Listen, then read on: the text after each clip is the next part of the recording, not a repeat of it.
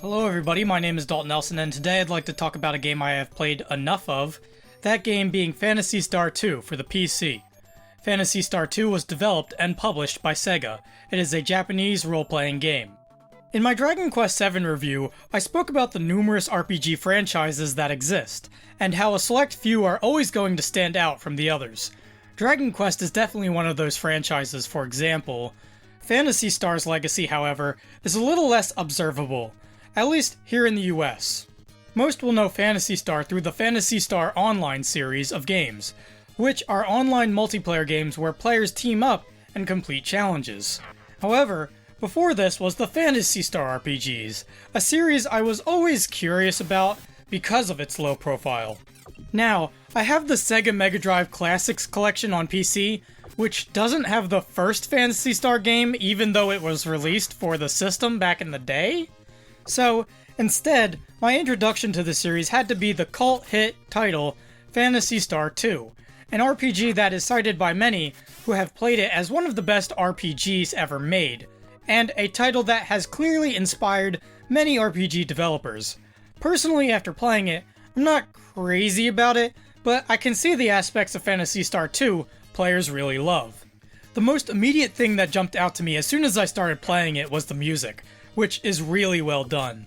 The tunes on Phantasy Star II have real clear quality, with the multiple layers used in each song sticking out from each other. Everything is mixed very well, and the compositions are very nice. Clear favorites of mine include the battle theme, the world theme, and the theme that plays as you're picking your file. The next aspect of Phantasy Star II that stands out is just how great the sprite work looks. One thing that's tough to do for an RPG that is clearly taking cues from Final Fantasy and Dragon Quest is to carve out a style of its own. Phantasy Star succeeds by having some very clean, calculated yet simple sprites, while the camera is zoomed out in the walking sections of the game. Some of these sections will even have a layer over top of them, like clouds or pipes. But as the player gets a closer look at things, the talent of the art team behind this game really shines. The character portraits and talking segments and shops have a very 80s anime style that looks great, with some clear thought put into the backgrounds of these small frames. Meanwhile, the battle segments have a nice perspective grid background that helps the enemy sprites stand out. These enemy sprites are very well animated, with some very well drawn frames. It's very impressive. Even the opening title card of the game displays this artistic prowess. I think it's clear that I'm a big fan of what's going on graphically within this game. Keeping on the aesthetics of the game, another big part of the style Phantasy Star II displays is the juxtaposition of natural and technological elements within the game's world.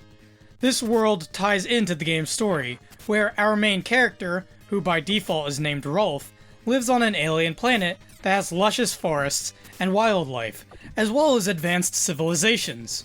All of this is controlled by the Mother Brain, which keeps balance between these two different ecosystems. Thus, the explorable open world of the game is mostly natural, but if the player goes into a town, or a dungeon, or a battle, the game will switch to a more technological aesthetic. It's pretty neat. This duality of aesthetics, as well as moments in Phantasy Star II's story, seems like precursors to some of my favorite RPGs, like Final Fantasy VII or Mother 3. Speaking of the story, I found it very interesting. Rolf is part of a government agency that seeks to keep peace on their planet Motavia, a planet which has mostly stayed peaceful because of the overwatch of Mother Brain. Of course, this peace is broken when monsters start appearing out of nowhere, and Rolf is tasked with finding out what is going on and putting a stop to the violence. It's a neat story that has its twists and turns, while also having you bump into all sorts of interesting people and creatures along the way. Of course, the thing you'll be bumping into the most here are these violent monsters, so let's talk about the battle system within the game, which is another thing I found pretty neat.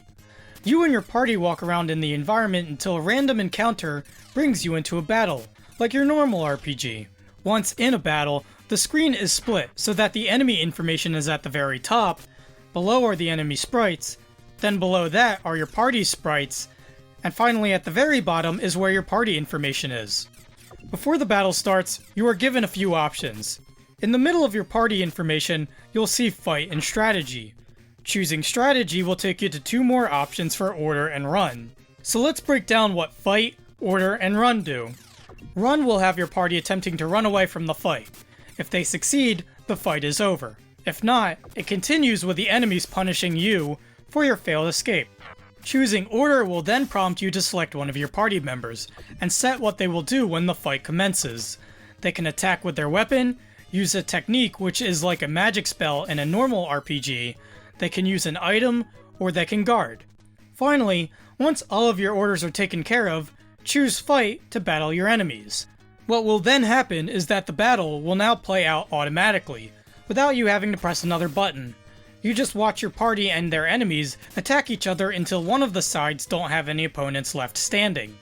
Of course, at any time, if you want to break out of this autopilot, you just press any button, and when the current turn is over, you are given control to switch up orders if needed. It's a cool deviation from the normal JRPG battle system, although I do think it comes with 2 glaring faults. One being that sometimes the enemies will paralyze one of your party members, or lower a specific stat. When this happens, a dialogue box appears that tells you what happened. The problem is that this box won't disappear unless you give input, which in turn will break your autopilot, when you may not want to do that. This is especially frustrating when some dialogue boxes disappear on their own. These random instances break the flow of combat for something that the player can visually get without having to confirm it with their input. Another thing that kept this battle system from being great for me was that as the game went on, this battle system would start to get repetitious. It would start to become boring to just sit there and watch the fight play out. The length of battles became longer as the game went on, and the freshness of this auto-battling system started to fade away. This also wasn't helped by the difficulty increasing at a rapid rate as the game went on.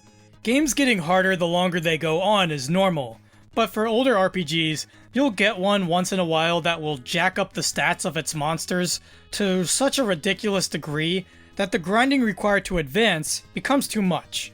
This happened back in the day mostly because either the game wasn't properly balanced, or to prevent the player from finishing the game too quickly so that they would have to rent it more or buy the game wholesale.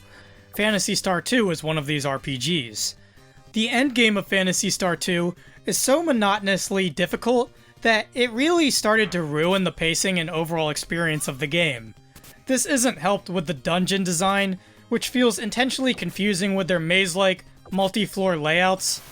Sometimes you have to go up and down specific chutes, or fall down the right pit, or go through a specific entry to a hallway, etc, etc. It's very annoying. Speaking of annoying, the menu UI in this game is a nightmare.